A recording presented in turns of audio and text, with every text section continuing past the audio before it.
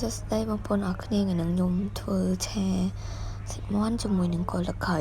នេះខ្ញុំចាប់ដល់10 ពេញហើយខ្ញុំដាក់គ្រឿងមានខ្ទឹមសម៉ាតេស្លឹកក្រូចហើយនឹងរំដេងហើយបន្ទាប់មកទៀតខ្ញុំធ្វើការដាក់ជាមួយនឹងគល់តខៃដែលខ្ញុំបានហាន់ហើយហ្នឹងដាក់ចូលមួយគ្នាឆាមួយគ្នាចុងម៉ងហើយនេះខ្ញុំចាប់ដើមកូរហើយខ្ញុំទុកវាឲ្យឡើងរាងក្រហមឈ្ងុយនេះចាប់ដើមក្រហមខ្ញុំក៏ធ្វើការដាក់សាច់មាន់ហើយកូរបន្តិចកូរឲ្យបន្តិចខ្ញុំដាក់គ្រឿងមានម្សៅស៊ុបខ្នុរប៊ីចេងស្ករទឹកត្រីហើយនឹងប្រេងខ្យងអញ្ចឹងណាបងប្អូនអរគ្នាបន្ទាប់មកខ្ញុំធ្វើការកូរវាទៀត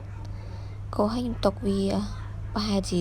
10នាទីជាងបងប្អូនអរគ្នាតែខ្ញុំអត់ចាំទេនេះអត់បានផ្ទៀងម៉ោងនេះសាច់របស់ខ្ញុំក៏ចាប់ដើមឆ្អិនដែររាងក្រហមហើយនេះខ្ញុំចាប់ដើមញ៉ាំថ្ងៃនេះខ្ញុំបាន